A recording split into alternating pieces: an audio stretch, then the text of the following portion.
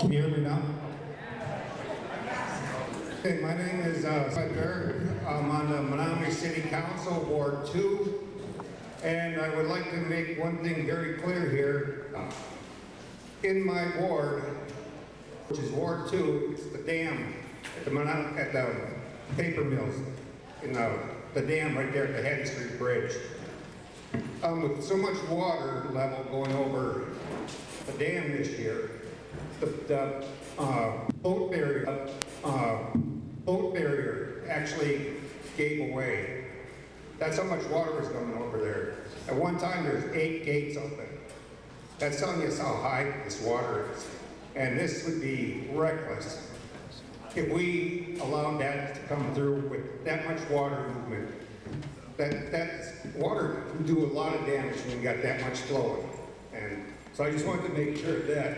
Also, it's the location of this back 40, only being 50 yards. 50 yards, that's not good. And as far as the jobs go, we got enough work in the city of Menominee that the mining jobs ain't gonna affect us at all. We don't have enough people in the city of Menominee to fill all the employment that's there. So, anyways, thank you for the time, and think about that barrier really hard.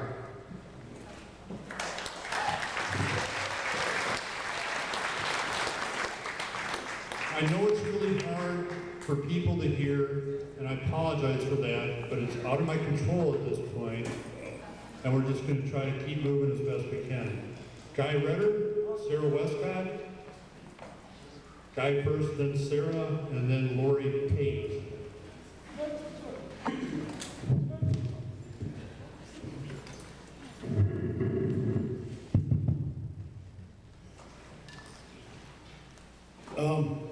Poso, onakot nitakan, mapasha nito tan kushita nitski wakin, waiwana nitski spiak maoni wea keos. Omatna kane netawin kushita nitski wakin, wapasha nito tan. I would like, before I speak, I want to speak in honor of the water, and I want all of my relatives that are going to stand to not see this project go through. I want you to stand up. I want you to stand up. If you're wearing a blue shirt, I want you to stand up. I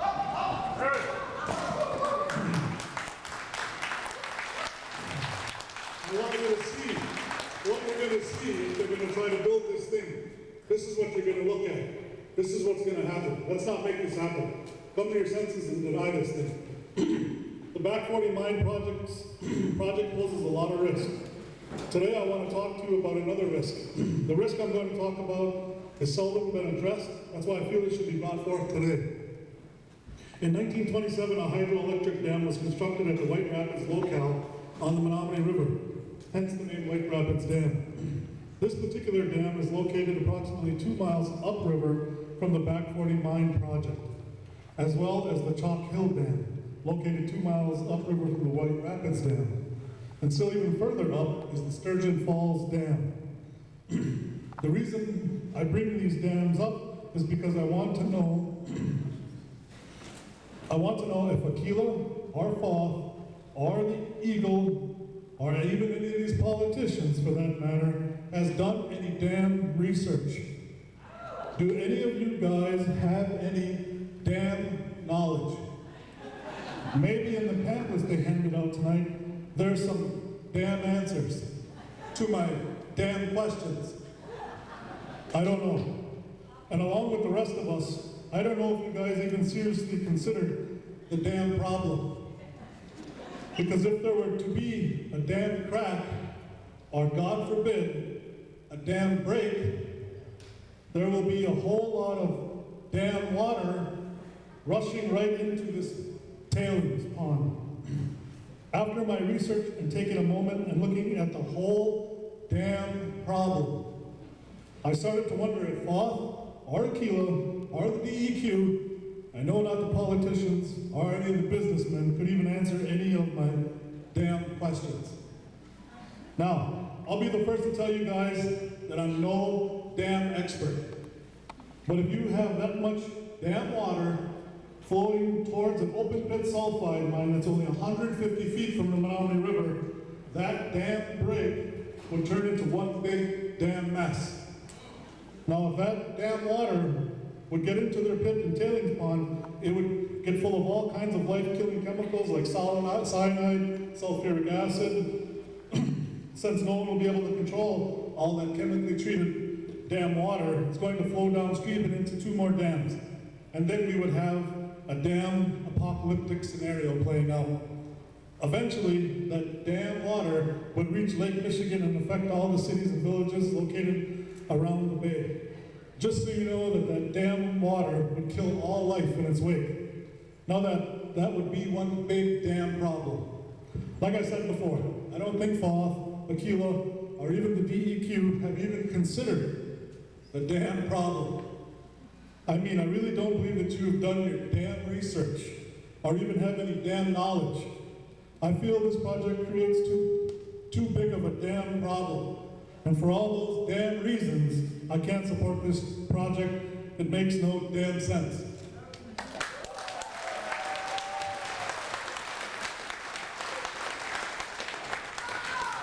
Sarah Westcott, and then Lori Pate, and then Dave Barron. Poso Mamilia, Sarah Westcott, Napana Chocha, na SVC, Mamacha Tawiswan, Omat, and Neoki, and Excuakian. I'd like to thank you for your time and your consideration today, for allowing all of us to speak. I would like to ask that you remember that we come here in a good and kind way. We come here humbly to ask you to deny these permits, because you have the power to deny these permits. You have the power to control the history that is about to unfold, and that's either going to be good or that's going to be bad. Now, I know this permit is about these, this hearing is about these 3 consolidated permits, and unfortunately I did not read the 900 plus pages. But I don't need to read those 900 plus pages, because it can all be summed up with one word, with 8 letters: disaster. Because that's exactly what this will be. The world is rapidly running out of fresh water. That's a fact. You do not have to allow this pollution to go on. 150 yards from the river. Why are you even considering that? Why has it dragged on this far? I don't understand. We don't need all of this science and all of this legal jargon to continue, because you know logically and morally that this is wrong. You know you have the power.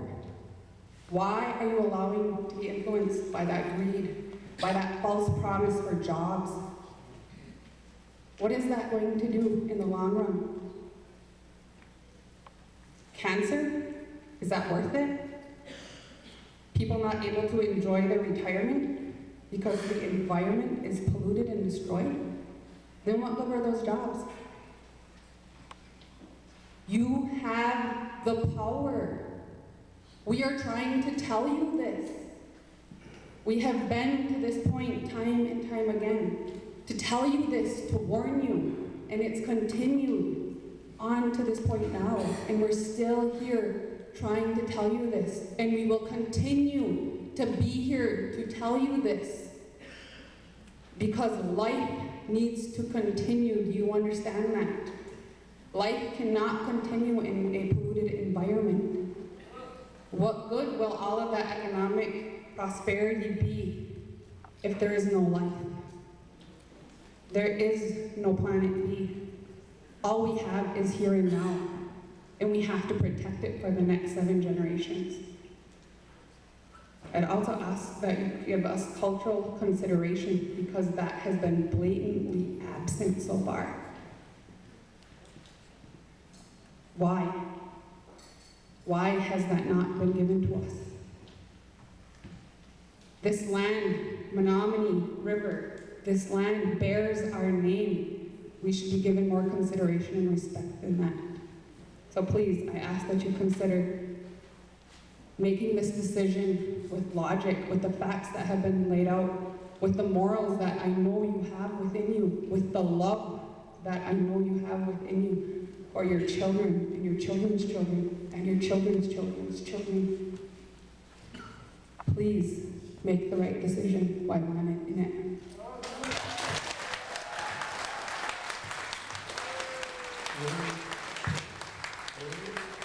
Followed by Dave Barron and then Rachel Fernandez. Good evening, my name is Lori Pyle. I live in Menominee, Michigan. My concerns are with the air quality permit, and as stated by my very knowledgeable friend, Paula Mohan.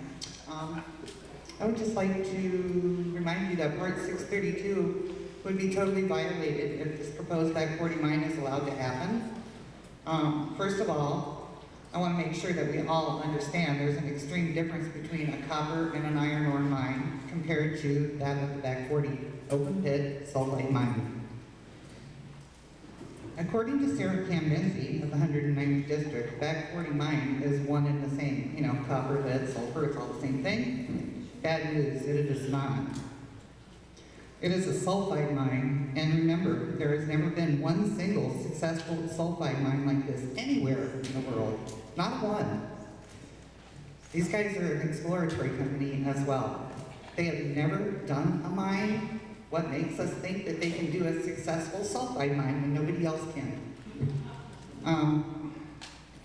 So, when Tom Casperson speaks of Part 632, yes, it will most definitely be violated because this type of mining, the sulfide mining with an open pit, it'll destroy the air, land, and water to the detriment of the people of the state of Michigan, and that is very anti-Part 632. Furthermore, there has never been an air quality inundation study done within the air deposition analysis.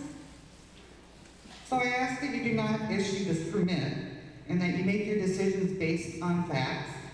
A lot of people think that we're just a bunch of dumb folks up here and we don't know anything about anything. Big news, we're all very well informed about these matters. So, yes, I ask that you don't issue this permit ever. No more chances, you know. They've had a lot of chances, a lot of conditions, they're not there, it's been years. We don't have any second chances that mine was to fail. So, I just want to remind you that we are all adjacent landowners and we all own the air and the water. So approving this permit damages the public trust with the people of the state of Michigan. Remember, there are no second chances.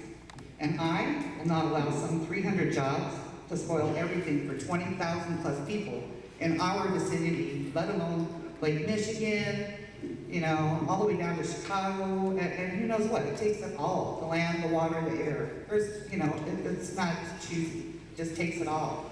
So please, do not issue this mine. Thank you.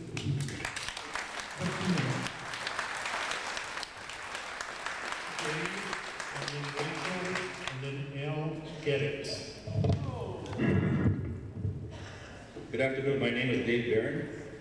Going through your permitting process, what I found out in your wording, it says that you brought to us the news that gold was coming to the area.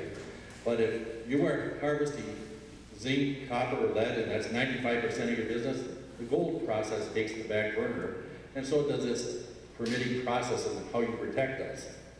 The other thing I was looking at was that you're going to the slurry way of handling things and keeping things at a definite moisture content, but you run it through a carbon bed.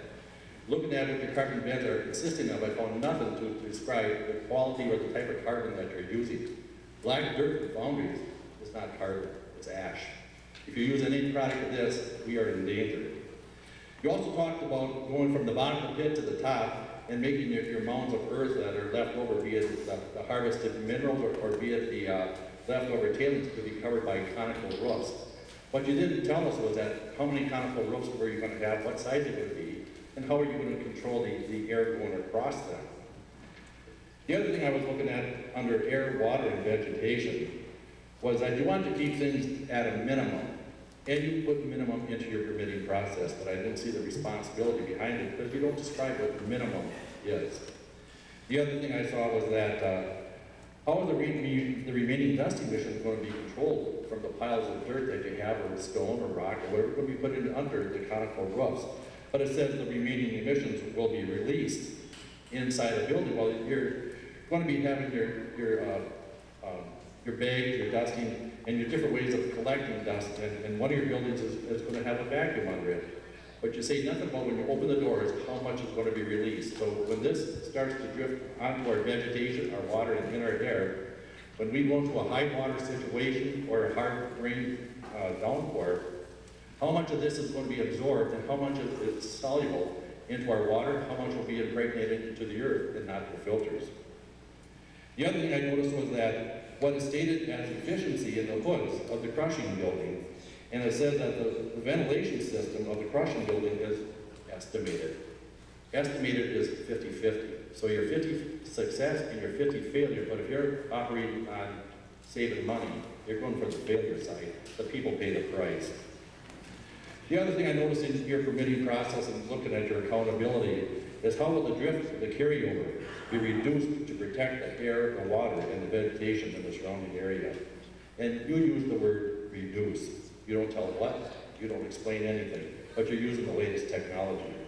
Each ore stockpile will be enclosed, and the wind dispersion of the materials will try to be controlled. But you say you're going to spray with water then, but you don't say how much is getting out into the surrounding area. Then you talk about the controls of efficiency will be 95%, and it says it's going to reduce 95% of how much. The other thing that we talk about is the condensers are going to cool off the mercury, and the mercury is going to be dropped down into a collection area. When you recycle your metals in your parts, what are you going to do with that condenser? The condensers are made of metal, so is this more exposure to the atmosphere? And I'm going to skip 2 questions here to save your time, but you have done your work in applying for the permit, and you showed your vision statement and what you're going to bring to people. But if you change your wording and said, I want to apply for a business license, and you're held accountable, would you still get the license? Thank you.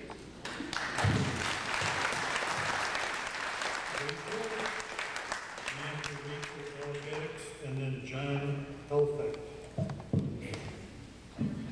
Also, Kauniwea, and that's within Mount Cookie. I'm nominated as Sturgeon Woman. And I was thinking about our elder that spoke earlier about the sturgeon.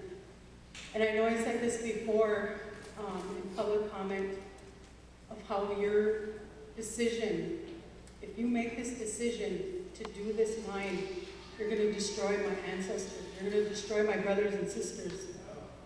And I'm not going to have it. There's a fire inside of me. There's a fight and fire inside of everybody here. And that is something that you have to consider. Not only that, but raping our mother. Are you willing to do that?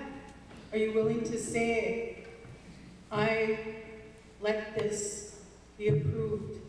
I let these people rape my Mother Earth.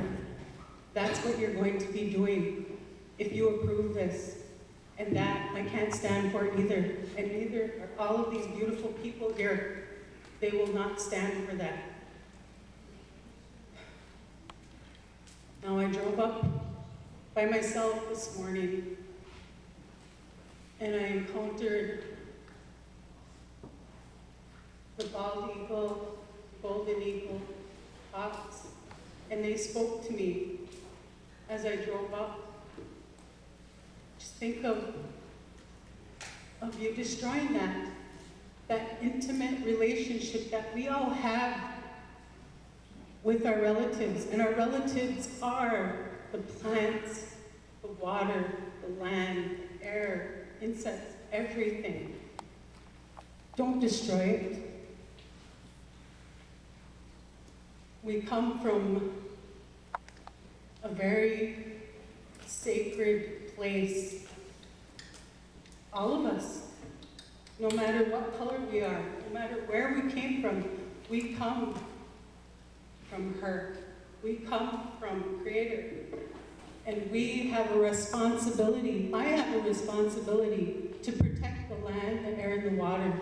And that is what you're gonna be up against if you approve this. Don't approve this. I have a responsibility also to my children, my grandchildren, their grandchildren, and so on. I'm not gonna have it. If you approve this, I'm gonna go down fighting. And I know a lot of people here will do so also. But do the right thing, like my sister said. You have love, you have morals. Reach deep down, and do not approve this. I want to.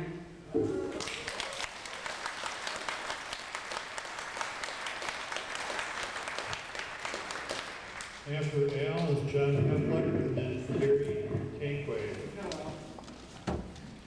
My name is Al Geddix. I'm Executive Secretary of the Wisconsin Resources Protection Council.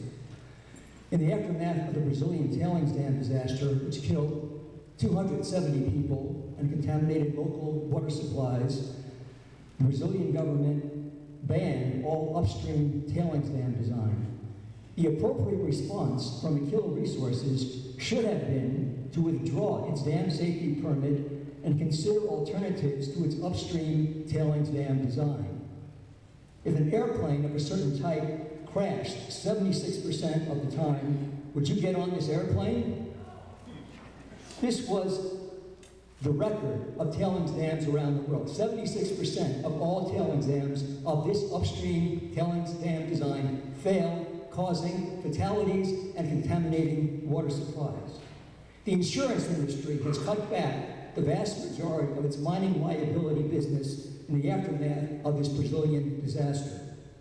Tailings dam failures are not rare events. There have been 46 in the past 20 years, and such catastrophic events are becoming more frequent.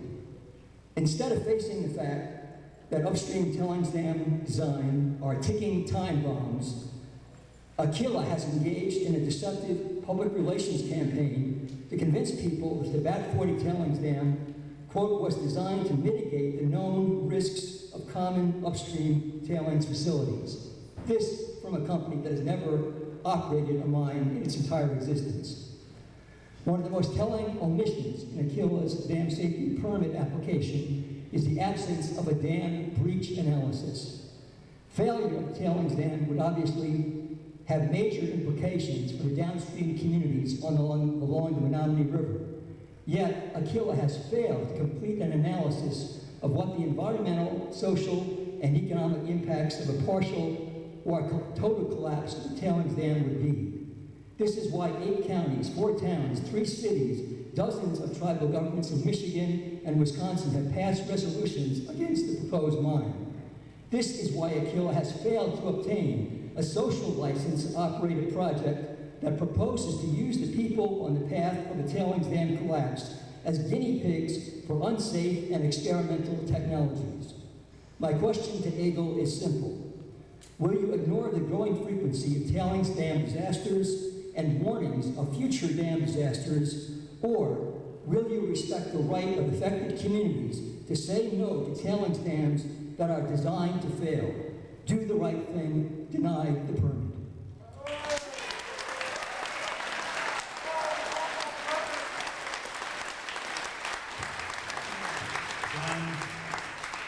John Helfect, are you here, John? Then Terry Tankway, and following Terry is David Miller and Ricky Lee Dodge.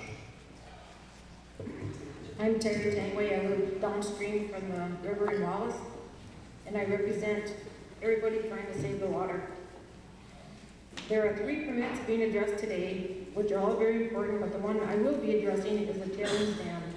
When this all started, we heard that Michigan had the most strictest of mining regulation, and I've heard that here several times tonight.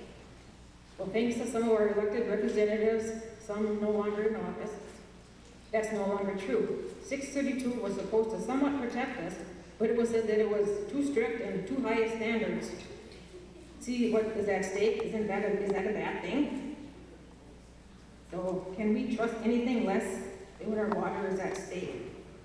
Then they say, if it meets the requirements, it has to be approved. If you keep lowering the standards, it don't take much to meet them, now does it? Why would a company who says they care about this community change to an upstream dam that has such a failure rate? Because it's cheaper. And if they are ready to take a cheap route with such an important feature as this, what else are they willing to do? They can strive to hit the lower standards, but do you really have to approve something that poses such a threat? Has common sense been left out totally? The main reason this type of dam fails are 1, substandard construction, 2, design errors, 3, geological instability caused by changes to water levels due to filling, and poor surveying. Keep in mind now that they have never done this before. Do we want to be the first trial? Are you willing to risk what we have?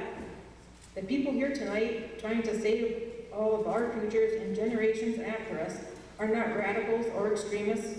They are here fighting a lot more than anyone should have to, just for a basic right for fresh air and clean water. They are armed with facts and information, and all I can do is recommend that you take them seriously and really listen to what they have to say. They have done their homework, and we will have to leave it up to you to do yours. Why do we insist on learning the hard way? Why can't we learn from the list of failures in the not-so-distant past? Which brings me to a point that of all these permitting processes and all these meetings, it has never been discussed of what would happen for catastrophe. Nobody's answered that question. So there are many to-be-determined answers in the permitting process that made it that it never should have gotten this far. So let's bring common sense back into the equation. Thank you.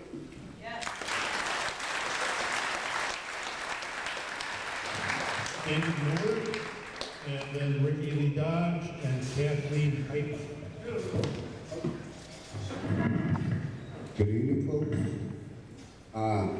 Your name is EAGLE, you know, or that's the acronym that you use. Does anybody, I see a lot of gray hairs here. I think they probably remember back when the eagles just about disappeared. We found out it was through the use of DDT, a poison that went into the waters. On the Menominee Reservation in our homeland there, we have one of the second largest forests in the United States, natural forest.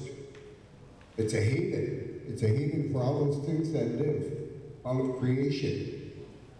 The ceremonies have been there in the past, they're here in the present, and they're there in the future. I'm going to ask for your sense of spiritualism, however deep it was. I know we practice different religions, but we were taught by the old ones that life is sacred, all life is sacred. I hear about this dam coming up. I understand they put millions of dollars to fix up the river downstream. Is that going to go downstream? And one of the questions I had, are you allowed to utilize the latest scientific findings that are out there? You know we're in an extinction event. A lot of our plants, animals, our relatives are disappearing. You know, you just look at it. This year was the wettest on record for the United States. They're washing all these pollutants, these GMOs into the Mississippi Delta. We have a dead zone down there in New Orleans that's getting large. We have them all over the world. And that's a very distinct possibility for Lake Michigan. And the Lake Michigan estuary is one of the largest freshwater reservoirs in the world. You know that. That's one of the reasons our people were there. I mean, I don't need to preach to the choir here or so, but you see, we're taught to respect our elders. You look out here. There are a lot of them here. They've lived. They know the cycles that go through. It's not all about how much money you can make with a short-time job. I feel sorry for people that aren't employed, but our people have lived in poverty since the beginning, since European contact. But we try very hard, rather than, you know, forsake our brothers and sisters. We stay together and we cling to those teachings. They're there. They're from the indigenous peoples all around the world. And I'd like to know who Aquila is. Who's really making the money off that? If you look at their latest stock prices, it took a big drop. It was something like 54 cents a share. It went down to 18. And they have like only $11, $12 million on hand. I mean, they're hoping for, it's like a prayer, it's like a Hail Mary they're throwing, hoping to find some gullible people, some uninformed people, so they can come in and make a short-term profit. And like I say, with the climate, you realize that there's so much, we're going to be, you know, Wisconsin and Michigan are slated to receive just massive amounts of rainfall in the next generation or two. So I'm going to pray, you know, I'm going to ask you, you know, to look into your hearts truly, what's more important, a short-term financial gain, or is it the life that we have around us, all our relation? Tenawi Makana, Kaho.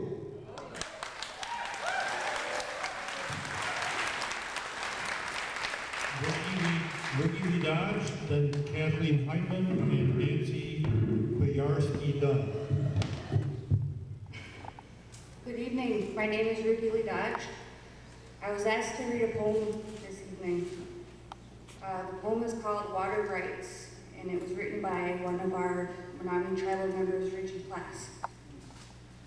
We're taught the Creator made everything, and all we have there is life. The trees, the rocks, the air we breathe. Each has their own way to write. The skies open up with rain. The grandfathers provide the heat. The winged sing their songs. The drums talk the beat. The streams carry the life of us all. The oceans carry a mighty fight. It's not a splash or a spray from a falls. Listen closely. It's how our water writes.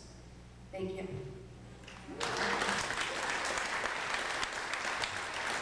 Kathleen, then Nancy, and Neil Wender. Can you hear me? Okay. My name is Kathleen Heidman. I'm here as a board member of the Upper Peninsula Environmental Coalition. We're speaking opposed to all three of the permits for different reasons. I'd like to thank you for holding a consolidated hearing to keep us from having to have three different hearings where we have to pretend that the foot is not attached to the arm, that is not attached to the body.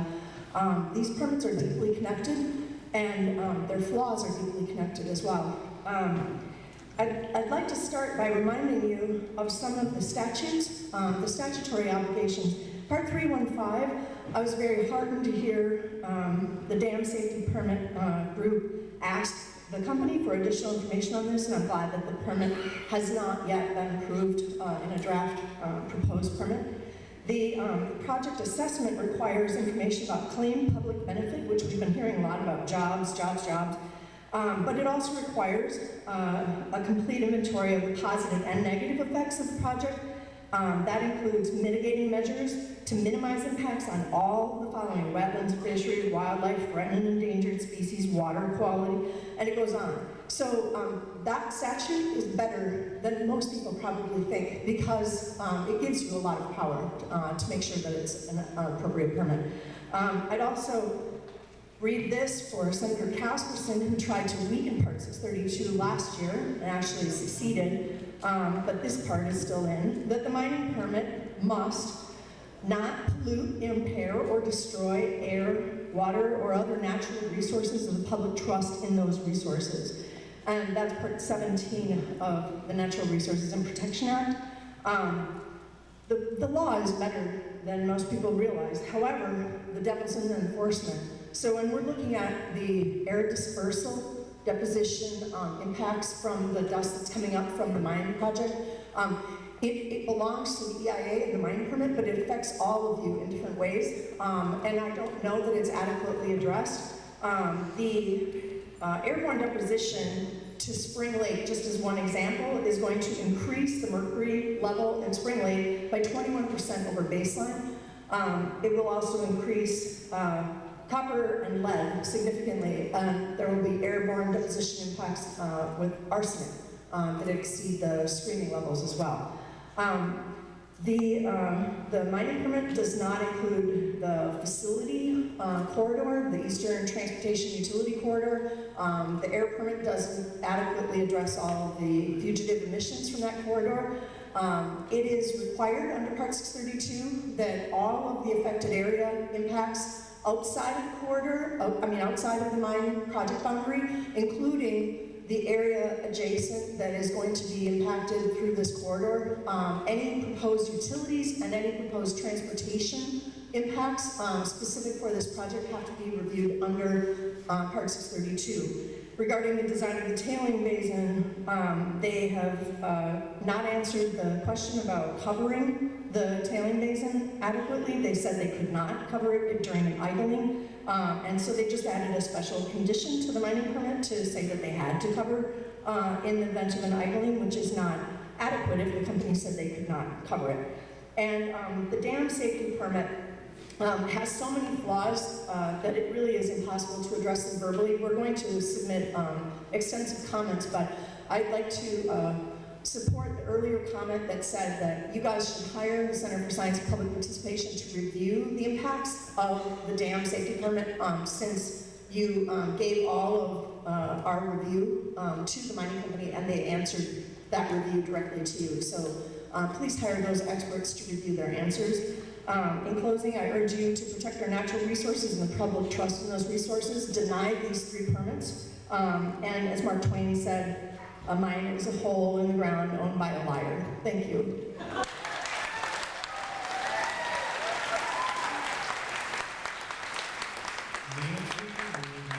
And Dan Giesek. Good evening. My name is Nancy Dunn. I am a resident in Menominee County and a retired Army Colonel. I worked for the U.S. Army Corps of Engineers Detroit District for 6 years. Aquila Resources has not provided sufficient data in the amended mining, dam safety, and air permits to determine the cumulative effect of the Back 40 mine on the environment. The burden of proof as defined in Part 632 is on the applicant, not on Eagle or our residents. For instance, the tailings perimeter external sump and ditch were designed to meet a 100-year, 24-hour event rather than a 1,000-year, 24-hour event. Aquila has conveniently not considered the impact of the 1916 Menominee River flood, which happened only 103 years ago. That flood caused major destruction north of the proposed mine, as well as to the cities of Marinette and Menominee. Experts have said that rain events have gradually increased in severity and occurrences. A 2017 National Climate Assessment found heavy rain events increasing nationally and the greatest increases to occur in the Midwest, Upper Great Plains, and Northeast. Nationwide, states, counties, and cities are moving to the 1,000-year standard for storm management. Why isn't Aquila? The 1,000-year standard should be applied to all aspects of this project to protect our citizens and our environment from a catastrophic event and to avoid the release of hazardous substances into our homes in Lake Michigan. Using formulas in a model will not determine an accurate cumulative impact of mine operations over the life of the mine, on air quality, and ultimately the degradation of the water and the total environment. As I have noted, heavy rain events have continued to increase nationally and specifically in our region. Heavy rain washes air pollutants such as mercury, lead, and lead into our rivers and lakes, where they settle to the bottom and remain in the sediment until removed at great expense. For example, Aquila's Table 1 disposition water quality impact evaluation states the ratio of increase to baseline per year of operation to nearby Spring Lake will increase the mercury level to 21% annually and increase the lead to 26% annually. What will the levels of mercury and lead be when the mine closes? These permits must address reality and measure the total impact of mine operations on the environment so that our residents and the water are protected. Thank you.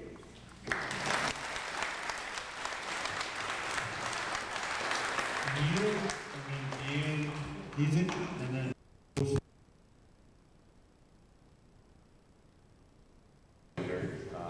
I work for Rail Transport, a Wisconsin-based trucking organization with large terminal and operations in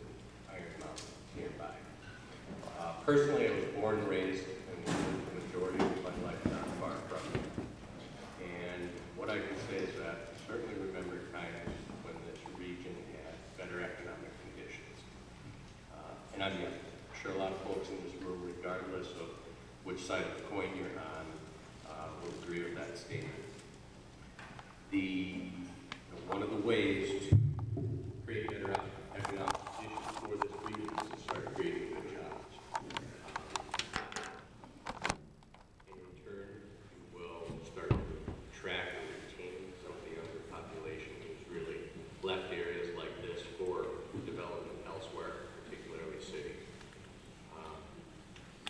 In summary, absolutely support the issuance of the permits for the amount.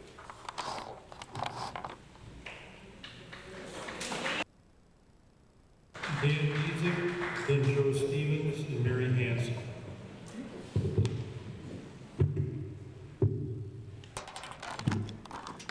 Good evening. My name is Dan Giesing. First of all, I'd like to thank everyone for coming this evening, no matter what side of the story you're on. This is important, and it takes a group of people like it took to write 632 into law to make these things possible. So, first of all, my name is Dan Giesing. I'm about as local as they come. I was born in Menominee, Michigan, number 6 of 10 children in 1962. I was raised on a farm here in central Menominee County, where I was taught to take care of the land, and with a lot of hard work, the land will take care of you. I have lived here all my life, with the exception of the 6 years I had lived. With the exception of the 6 years, I had the privilege of serving our great nation and the many nations of Native Americans in the United States. In the United States Army. For nearly a decade, I've been employed by Aquila Resources, Back 40 Mine. From very early on, I've witnessed the commitment of our geologists, environmental scientists, that they have for the environment, as well as the entire Aquila team. A team who has members with decades of experience in the mining industry, including working for and running mining operations for Kennecott, Rio Tinto, and Lundin Mining. We currently have 14 employees who work out of the Stevenson office. 50% of those employees, including myself, are from Menominee County. 79% of our employees are from the Upper Peninsula. We do live here. We too demand that Aquila's proactive approach to safeguarding the environment, especially in the protection and conservation of the Menominee River watershed and our natural resources. The amendment to the mine permit and the air quality permit and our application for dam safety permit attest to our company's assurance in preserving the environment.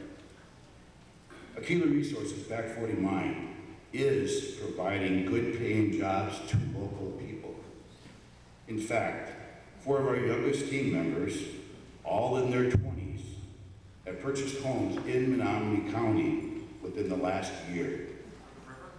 As we move into construction and then into operations, many people from all walks of life from this community, the Upper Peninsula, and northeastern Wisconsin will benefit economically. In closing, I believe in the permitting process, but even more, I believe that the people of Upper Michigan and northeastern Wisconsin can and will come together to make the most of the Back 40 mine. I also believe in Aquila Resources' commitment to the environment and the community in which we all live, work, and play. Thank you. I want to bring on Rio Tinto.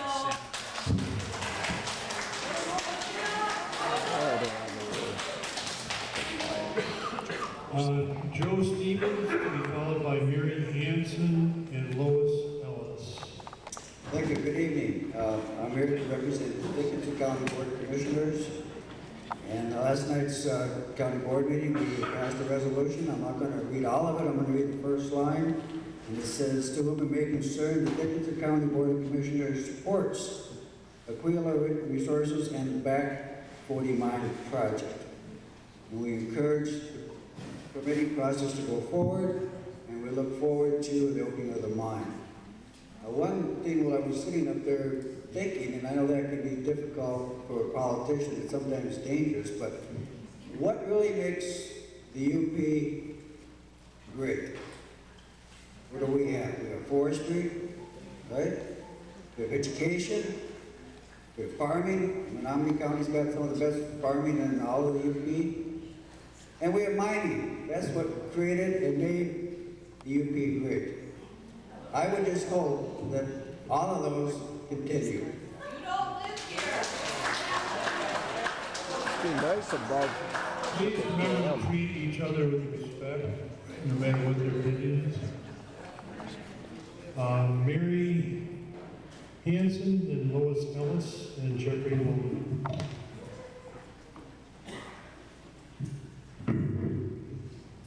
Hello, I'm Mary Hanson. I'm from Pasadena, Wisconsin, and I'm going to talk about the tailings dam also.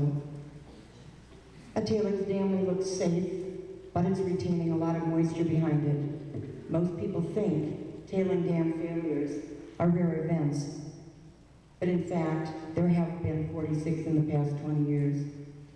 Unlike conventional dams that have a finite tailings, dams have to be designed and constructed to last forever and require some degree of surveillance and maintenance long after the mining operation is shut down.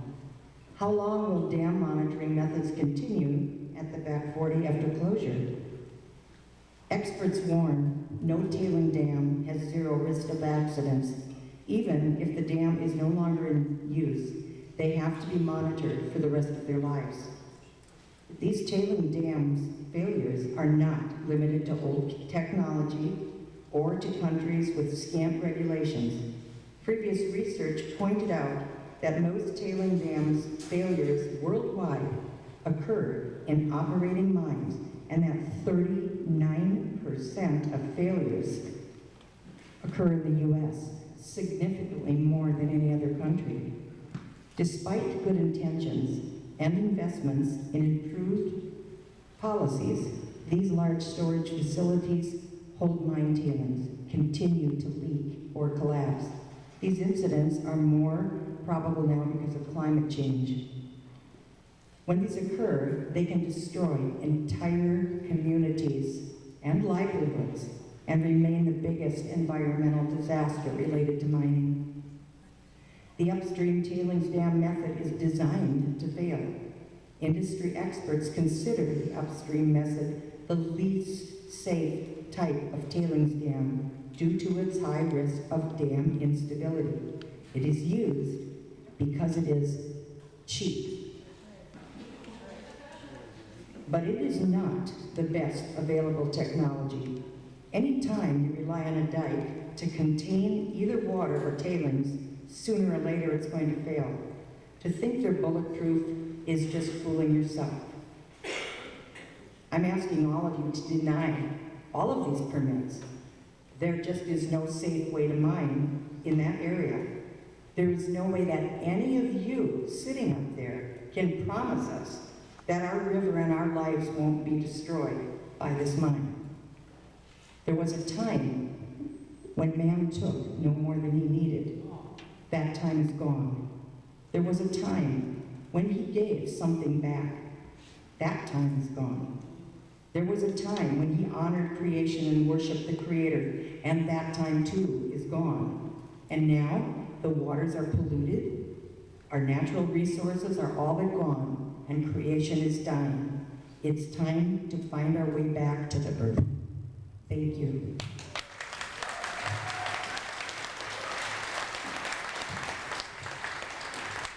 Lois, and then Jeffrey Loman, and then Polly Hubbard.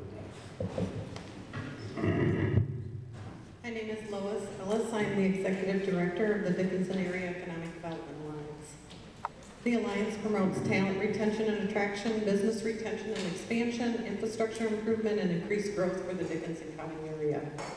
While the Back 40 Mine project is located in neighboring Menominee County, the Alliance believes there will be shared benefits throughout the region. We expect the state's regulators to conduct a thorough review of the requested permit amendments. Provided the required standards are met to operate safely and in compliance with applicable laws and rules, We urge approval of the permit amendments. The Alliance believes that thoughtful development that protects the environment is not only achievable, but also desirable by those of us who live and work in the Upper Peninsula. We look forward to welcoming Aquila Resources Back 49 development and the associated benefits that will add to the economic wealth of our communities, our residents, and our businesses. Thank you for the opportunity to share my comments tonight. Jeffrey, and then Polly, and then Marla. Good evening.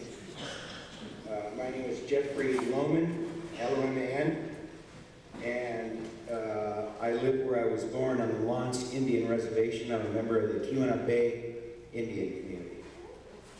Seeing as I'm 20 years past the life expectancy of a male on most Indian reservations in this country, I'm what they call an elder, and that gives me the standing to be here and speak before you tonight. It's funny, the politicians are gone, the major media is gone, but at the beginning of this, you directed us to speak directly to you, and so since they're gone, if you don't listen, I'm talking into the ether here.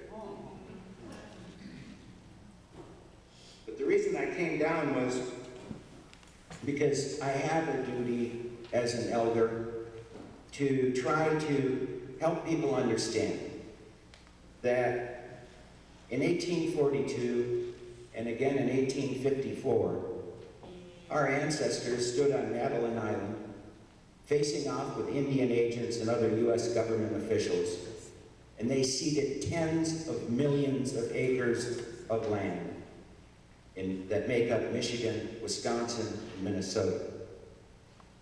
That same land that all these business owners and people looking to make a buck live on today, and farm and do business. Now, I'll be charitable here and just say this. Our ancestors were a little naive in thinking that those U.S. citizens that they ceded this land to would care for it as they had for thousands of years. And so what did they do? They clear-cut practically everything. They polluted the waters of the Great Lakes with massive destructive mining. Buffalo Reef is being covered by stamp sands as we speak. And they overfished these lakes and destroyed what today would be a $6 billion renewable, that's forever, economic industry that we could and should be depending on. People talked about Part 632 and touted it again tonight as the toughest mining laws in the country. It's a joke. There's no conflict of interest provisions associated with Part 632. Look at Eagle Mine.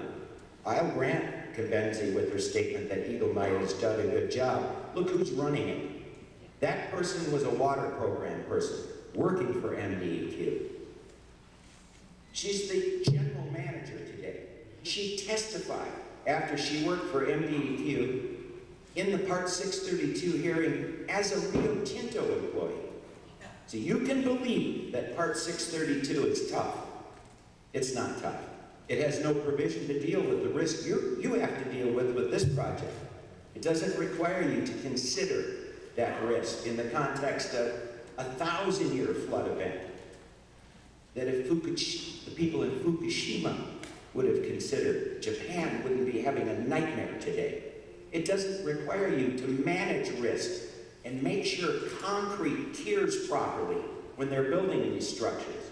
That same nightmare, and I didn't fall off a hay truck and come here, that the Minerals Management Service had to answer for the Deepwater Horizon disaster. I was the first person that Secretary Ken Salazar talked to the morning after that disaster. I'd be happy to help you communicate a message to Governor Whitmer to fix Part 632 and really make it the toughest mining law, environmental law in the nation. Thank you very much.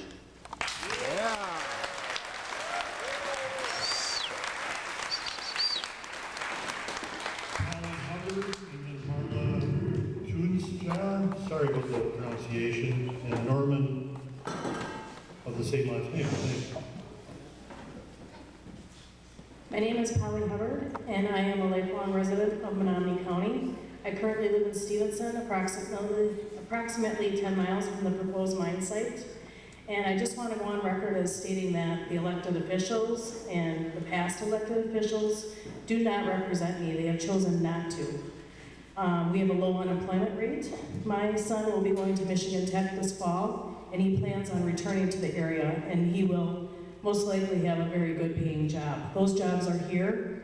Our employers are having a tough time finding employees, so the excuse of jobs is non-existent.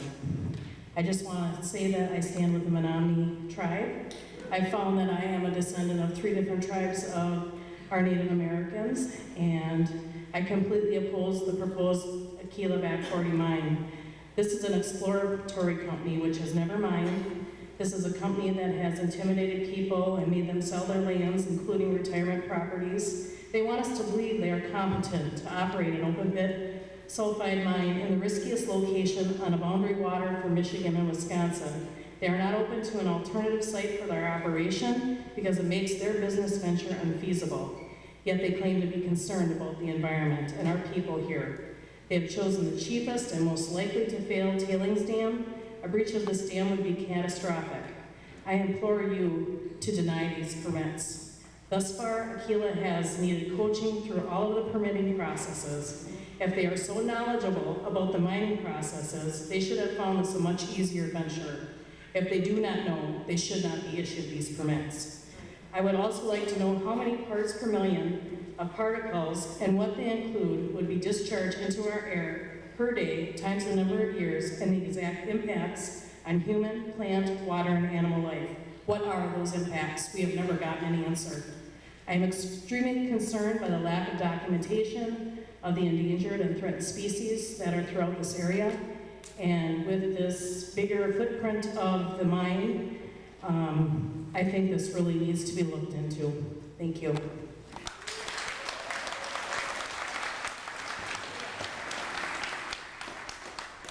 Marla, and I apologize about your name. It's Marla Twinster. When I go to a restaurant, I say Johnson, because you can't believe what they can do to Twinster. Okay, and then Norman and Pat Johnson. I have a family history in this area out there, so I feel like I can speak from the heart. And trying to absorb all the science that goes in, that's supposed to only be based on. My family has owned property in that area for 100 years and, incidentally, never missed the tax payment. That's what we get to do, pay the taxes. Some of our wetland joins wetlands is going to be compromised, so I'm very concerned. It's just, if you could go out there, a couple weeks ago you couldn't walk in it because it's wet everywhere. The water doesn't stay in one spot because you tell it to. It just moves around. One of my biggest concerns is that tailings dam, which has been covered here by many people. So many of them fail. And we just have had evidences of that just very lately in South America. So is that what we want? Tailing dams are built with tailings, not concrete and stuff like that, which can also crack, we found out with the mines. Aquila has not told us what the lifetime of the liners in the tailings and waste rock management facilities are. And these dams have to be constructed to last forever. Will those liners last forever? There's going to be leakage and seeping. We have been at this situation for about 15 years through Front 40, and now we've been trying to help the other coalition too. but we're getting old, and we're getting tired. And there's been, one of the biggest concerns, in my opinion, is the monitoring of this. They don't say how they're gonna self-monitor, you know? Oh, we see what happens when they let criminals out of prisons to self-monitor. They continue to rape and kill and steal. You can't self-monitor something like this. Somebody mentioned the reputations of some of the great mining companies in the world. I mean, like a lot of the timber companies cut her all off, don't even leave a seed pile on the scenic plain. Can you imagine that? Now we know better, or we should. Hudbay, which was kind of dancing around with a pill a few years ago, was found guilty of murder in a Central American country where they hired local thugs, you know, everybody's got somebody who doesn't like them, right? And killed people that didn't want to give up their land. First Nation people, like you folks. So we got to be very careful about that. The self-monitoring doesn't work. We have found a local citizen found lots have been removed from monitoring wells at the Back 40 project just this last April, and it was not, to my knowledge, it was not reported to the authorities so that it could be fixed. It's just the rain that we've been having. Wow, hasn't it been something? You ought to be trying to make hay. Make dry hay, yeah. But we're predicted to have more rain and more water, and the Menominee River is really high right now. It's very interesting. And when we go out there to our property, we notice, boy, the river, we like the looks of it, but it's really, really high. And that is a great concern to people around. The other big thing that I don't think is in the thing, oh, I'm sorry. They don't have a post-closure plan that's going to keep us safe. Thank you.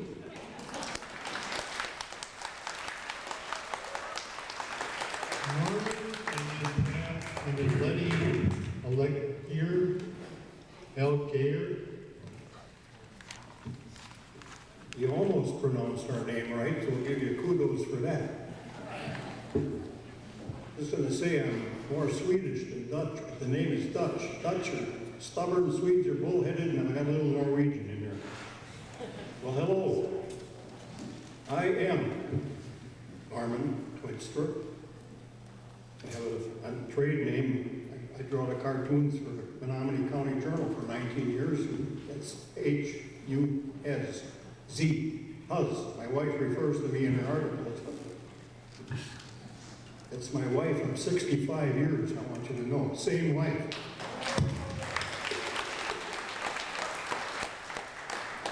I will say this about the same wife. She has a small percent of Native American blood in her DNA from a few generations back. She always has the perfect answer to people who brag about their aristocratic forefathers coming to this country. Her reply is, my people were here to meet them. Anyway, instead of speaking on one or two more important topics, I chose to go a different direction and might even get a little humorous. I am sort of that. But, I want to talk about two words, proactive and reactive. They're both good in their proper place, but you remember the story about the horse? Being proactive, you shut the door in the barn and hook it. That's being proactive. Reactive, on the other hand, you hook the door, but the horse is out. And you're going to run down the road, he's out of sight. That's reactive. The environmental group called the Front 40 was organized nearly 16 years ago for several of us concerned folks. Some have been displaced, that live right on the river and have been moved out. So we used to take our message to the both counties, up and down. We had speakers come in, experts, tell how the hazard of sulfide mining would be, could be. During the past few years, another environmental group, headquartered in Marinette County, that we have become involved with was born and took the name the Coalition to Save the Menominee River, an extremely dedicated group of active people led by Dale Burry and his wife Leah Jane. Many people in this area have been praying to God, our Creator, for deliverance from and how to react to this foreign entity that is encroaching on our very lives. Dale starts every monthly meeting with prayer. That's how serious we are. We're believers too and stand shoulder to shoulder with this group and are proud of their proactive grit. You know, most days we have the opportunity to be proactive or reactive. Stop. I gotta finish this. Okay, I'm gonna work it down. I have a disabled neighbor, uses a crutch to get around, and I mow her grass in the summer. A couple of years ago, she called me in to get rid of a pine snake that got in her house. I had to be reactive. I got a club and we reacted. This year, a few days ago, I was cutting the grass with my big mower, and there was one. I became proactive. He's no longer with us. God put us on this earth for His pleasure, to maintain it as caretakers and to maintain its beauty and functionality. Corporate greed has jeopardized this directive. Thank you for your concern.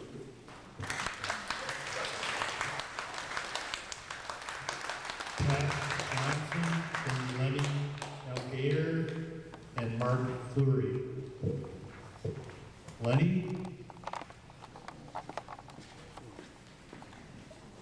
Lenny?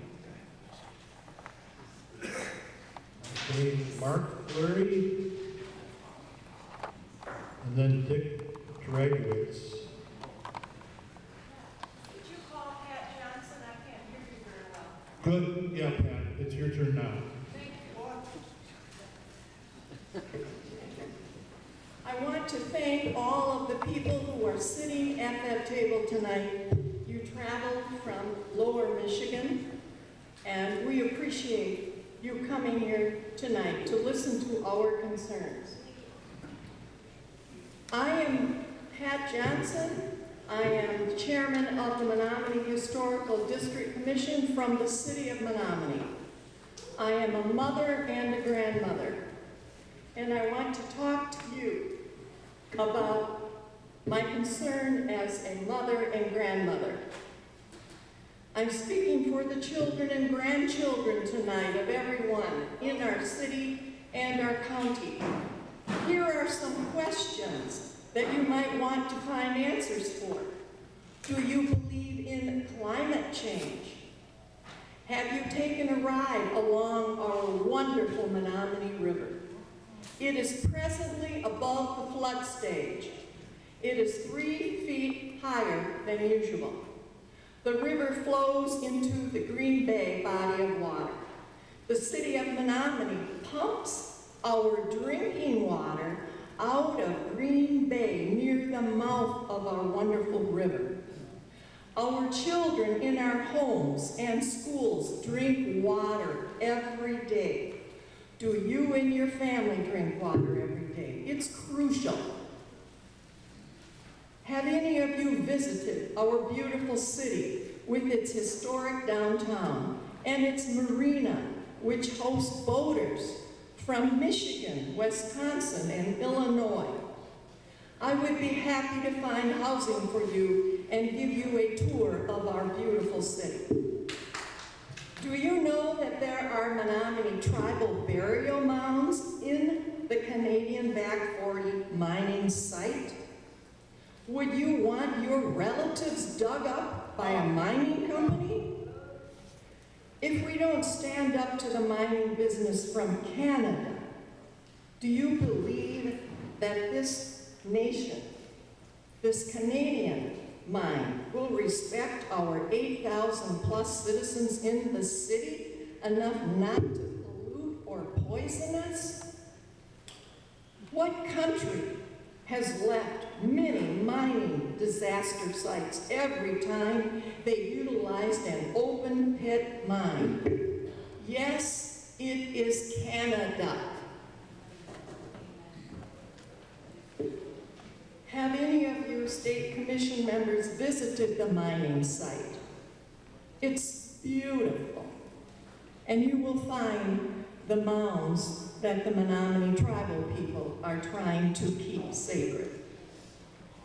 Has the Flint water fiasco enlightened you about people's concern for safe drinking water?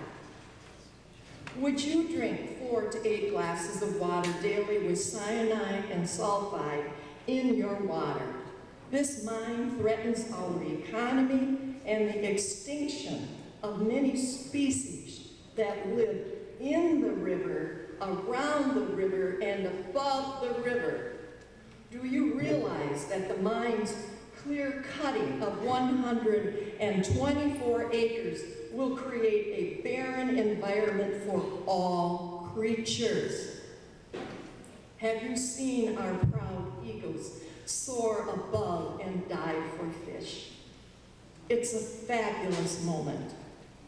Do you know that we have had an influx of pelicans during our spring, summer, and fall? They also dive for fish, much slower. I ask you to protect all of us and our environment. We are taught by our religious institutions and churches to honor God's earth and all creatures therein. Do you believe that this Canadian mine will actually keep their mining waste from entering our river or our water table? I implore you, state people, to safeguard our health and well-being beyond this present generation. Again, thank you for this time to approach you about our concern.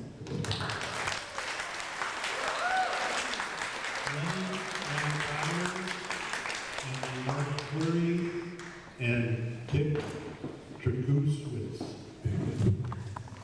Hello, I'm Lenny Alder, and I'm from Menominee, Michigan, and I also hope that you will deny these permits for Aquila. And a lot of the people from Aquila that are here speak about being confident. You know, they're confident it's going to work.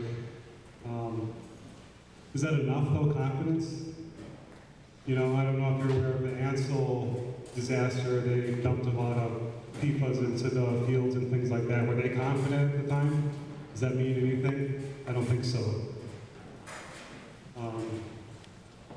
It's just too great a risk to have the water contaminated and for all the people. And I'm here for the people that did make it here tonight. There's a lot of people in Menominee that are perhaps unaware of the situation going on, but if there's a problem with the cyanide and the sulfuric acid dumped into the river, where's that going to go? That's going to go into the bay. And where does the city get the water from? Near the river by the bay. And if the water's contaminated, where are they going to get the water from? Bottled water. And where do they get bottled water from? From Lake Michigan. What other options are we going to have? Are we going to filter millions of gallons of water from cyanide and sulfuric acid? Is that going to be plausible? I don't think so. I just implore you to think about this. You guys have a new name now. This is a time to have a new persona.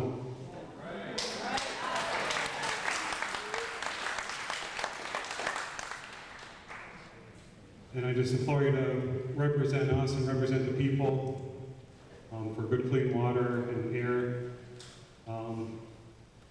and the animals, and the microorganisms, and all the things I can't speak. There's so many things out there that are a part of our lives and a part of nature, and they don't have a say.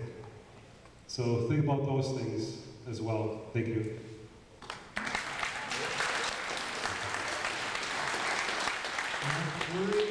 And Dick Dragowitz, and then Regina Chatry.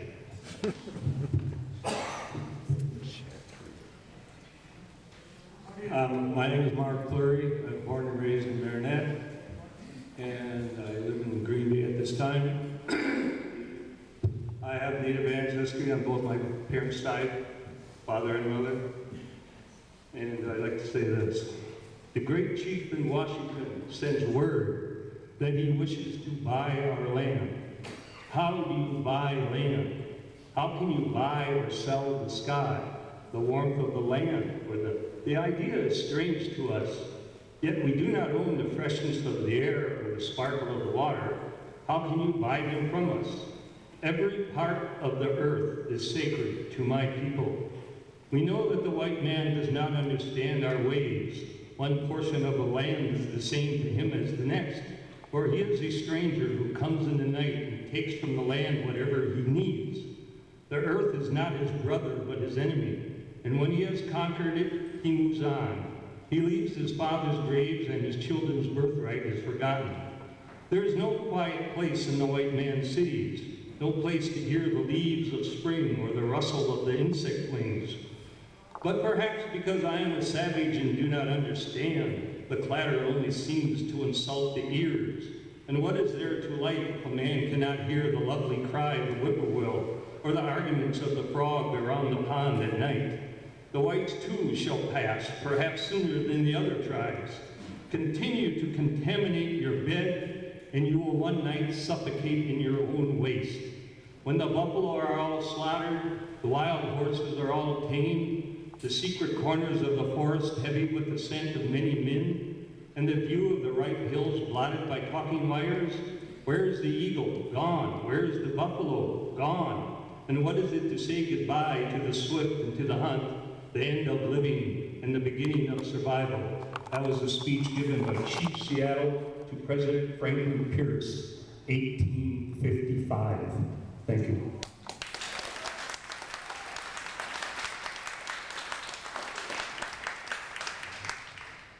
Dick, and then Regina, and Gracie Cheltry.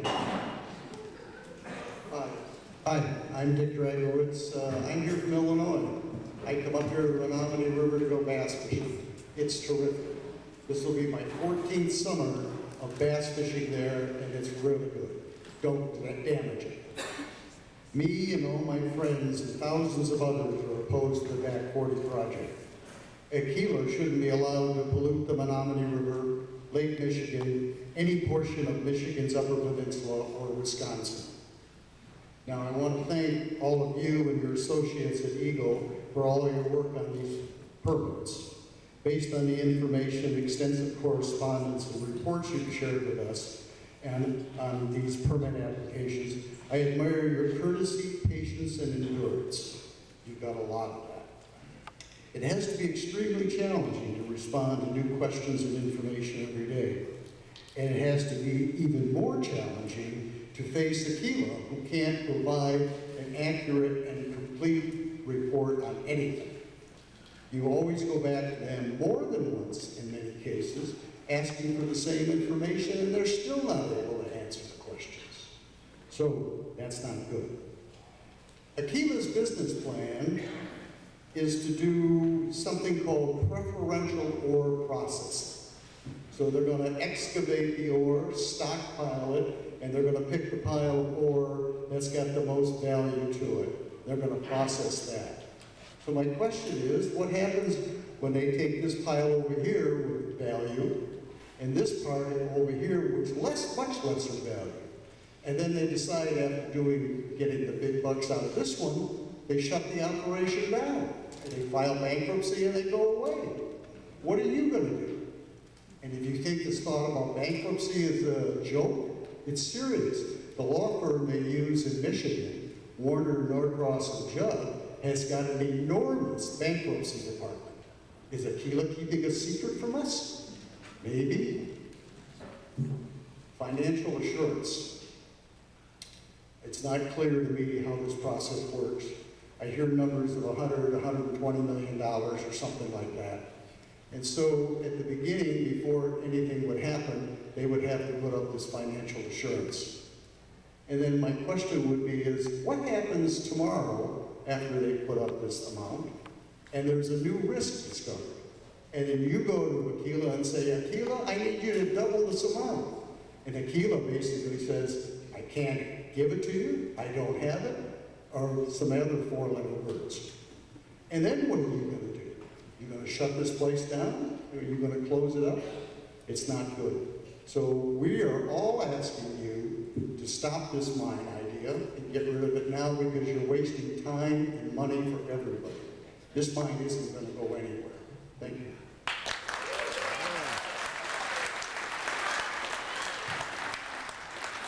After John and Gracie comes Noah Severson. Hello. My name is Regina Sheltree, and I'm a resident of Menominee County, and my family are landowners on the Menominee River for like 70 years. The river means a lot to me and to our family. We use it all the time, we cherish it. It's been a part of generations and generations. You know, you had some politicians who came here today.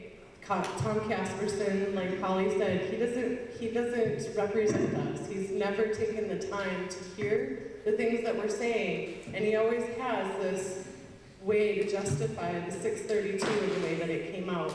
And then you had politicians from downstate and other business people that are from downstate who are telling you, oh, the UP needs these jobs. But as a matter of fact, if you look at Marinette Marine, the shipbuilding company, they're importing people from Kansas and Tennessee and all over the place because there are not enough workers in our local area to fill those jobs. Ellie Jones is hiring, Wapaka is hiring, everyone is hiring right now. If you think that you're going to save us by polluting our water, it's not true. So please don't buy into things that are told to you by people who don't even live in the area.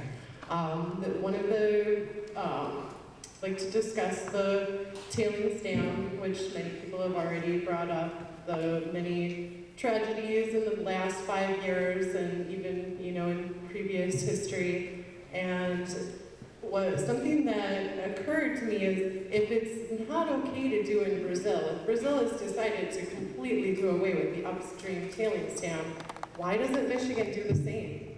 There's no reason that we couldn't be a more progressive state who looks at the future. Oh, look, we have the world's water supply. How will we protect it? And I think that the new naming of the Eagle and the new governor, I feel like you are a different panel than any panel that I've spoken to at the previous hearings, and I feel a lot more hope going into this, that not only is the tailings dam just in and of itself an engineering nightmare and fraught with so many points that are not going to be able to fit into 3 minutes, and also the air quality really does worry me. Imagining swimming at Shaky Lakes, where I also used to be a lifeguard, which is actually 1 mile as the crow flies from ground zero of the mine to our county park, which actually is it's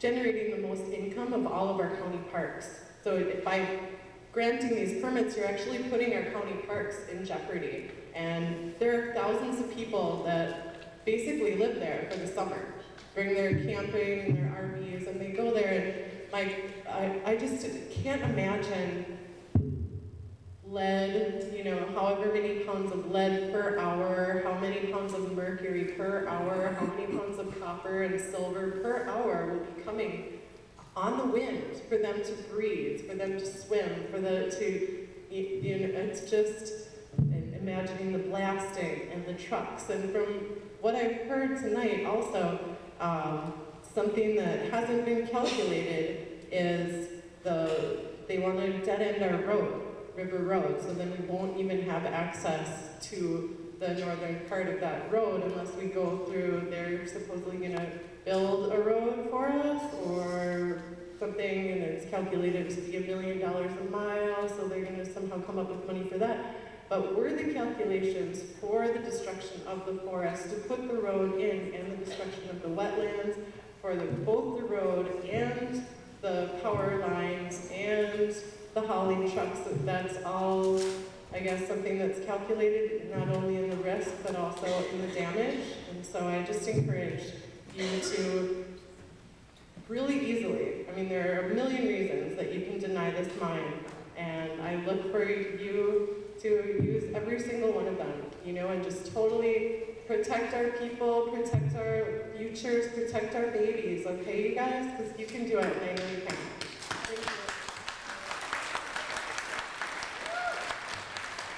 Gracie, and then Noah, and then Tina Lesper.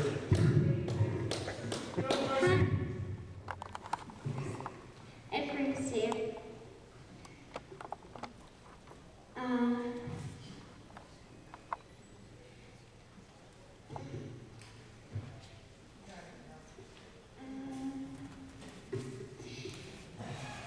Everybody can live without gold, but nobody can live without water. We have a cabin on the Menominee River. Part of the river bottom is on our property.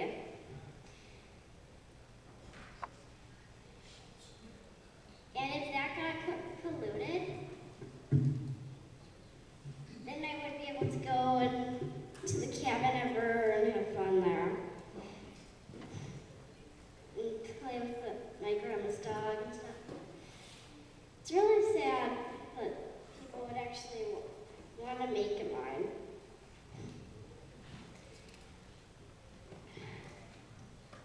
No back pretty mine. Go away, kill mine.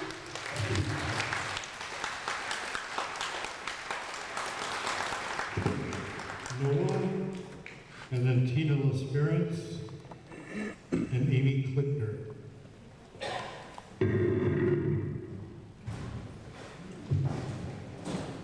Buju, Noah Saperstein, Indigenous, Wabi Yatanong, and Ninjaba. I'd like to say which of the Menominee folks for hosting us on their ancestral territory. For starting it off with a water ceremony and making sure it happens in a good way. Buju, Noah Saperstein, Indigenous, Wabi Yatanong, and Ninjaba. I'd like to say miigwech to the Menominee folks for hosting us tonight. For starting us off in a good way with the water ceremony for the Nibit, and for the Kwe who sing us the song. I'm coming from Nisquabican with the Red Cliff Band of Lake Superior, Ojibwe, and I've got a resolution to read to you all. Nisquabican, or the Red Cliff Band of Lake Superior, Ojibwe Indians, is a federally recognized Indian tribe, organized under a constitution adopted, blah, blah, blah, blah, blah. The Tribal Council is the governing body of Red Cliff Band of Lake Superior, Ojibwe. And whereas Aquila Resources' proposed back 40 mine project would consist of a sulfide mine along the shores of the Menominee, or known as the Menominee River to the state of Michigan, the largest river system in the Upper Peninsula of Michigan and a major Lake Michigan tributary that flows into Green Bay. And whereas the mouth of the Menominee is recognized as the place of origin of the Menominee people, and the river, including the area of the proposed back 40 mine, is historically and culturally significant to the Menominee people due to the existence of cultural properties by way of former villages, burial sites, mound groups, funerary objects, raised agricultural fields, and garden beds. And whereas the river provides a unique habitat for relatives of cultural significance, such as the Name, the sturgeon, which would be negatively impacted by discharges into the water.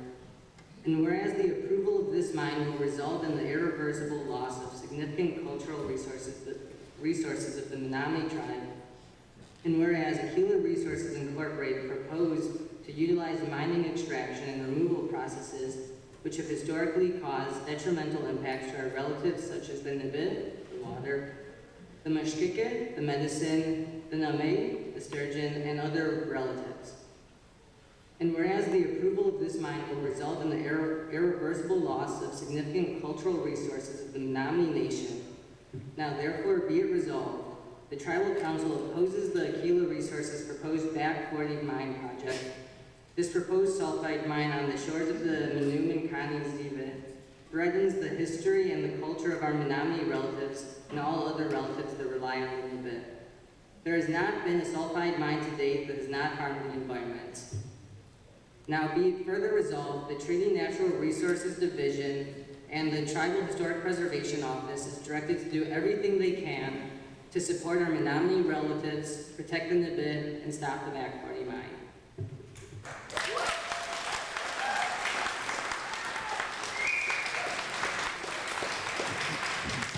At the beginning, I told you we're going to end this at 9 o'clock. We've only got about 13 minutes left, so if people could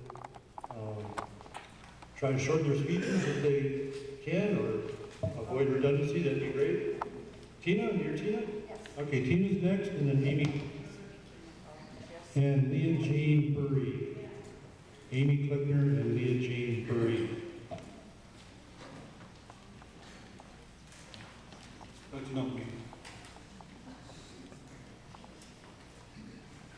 My name is Tina Lesbrans. I live just east of the proposed Back 40 mine project. On April 28, 2019, I was contacted by a concerned citizen regarding open monitoring wells that are part of Aquila Resources Back 40 project. There were approximately 20 wells that he observed that had their locks cut off. Many of these locks could be seen lying under leaves and debris, leading one to believe that they were cut off last fall. On Monday, April 29th, I contacted the DEQ Eagle and was directed to contact the Eagle Pollution Hotline, which I did. I also called law enforcement and filed a report as I was concerned this was vandalism. I went out to look at these wells and to take some photos. While looking at the unlocked casings, I decided to pull one of the steel caps off to see if perhaps there was a secondary measure of security installed, such as a screw cap. The one cap that I pulled up actually came right off, and underneath it, I was shocked at what I saw. Inside the steel casing was the actual well, consisting of a PVC pipe with a domed PVC cap, which had a bolt which was supposed to hold that in place. On the pictures you will see that well cap was laying to the side of the well casing. I felt sick to my stomach, as this could be leading to my aquifer and my drinking water. That afternoon, I received a call from an investigator from the Eagle Pollution Division named Jay Parent. Mr. Parent informed me that Eagle was ready to send my report to the Criminal Division, but he felt he should call Aquila first to let them know what was happening. He was told by Aquila that it was their own employees that had cut off the locks because they were unable to lock them. These monitoring wells were left unlocked and open to contamination for approximately 5 months. 5 months. As far as I'm concerned, this is gross negligence on Aquila's part. These wells were their responsibility to keep secured and safe. Having them open for months would surely invalidate their data concerning the water quality of these sites. This really puts doubt as to Aquila's integrity, and this is indicative of the way Aquila will operate and follow the strongest mining laws in the country. I would say we're in trouble. Please, don't make us another Flint. Deny these permits.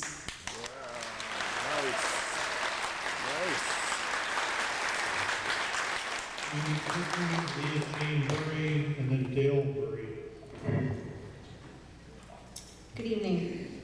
I am Amy Klickner, the CEO of the Lake Superior Community Partnership, which is a public-private economic development agency in Marquette County. Why is Marquette County interested in this project? Well, economic development is at the very least a regional sport. What success happens in one part of the Upper Peninsula definitely affects the other parts of the Upper Peninsula. Vendors, services, products are shared, employees travel for work in other communities, so therefore we have a vested interest as well. I have the unique perspective of having worked with the first non-ferrous mine to be permitted in the state of Michigan, beginning at the time when Part 632 was signed into law. We are a Part 632 success story. We are a proud home of the Eagle Mine, which, just for clarification, is a nickel-copper mine, not an iron ore mine, which is ferrous mining, which is not covered by Part 632. Eagle Mine provides hundreds of jobs, with over 75% being a local hire. They've spent $83 million to redevelop and recycle a blighted mill, and will, over the life of the mine, generate an additional $4.3 billion for Michigan's economy. For those that would like to learn more, I urge you to visit our community, visit the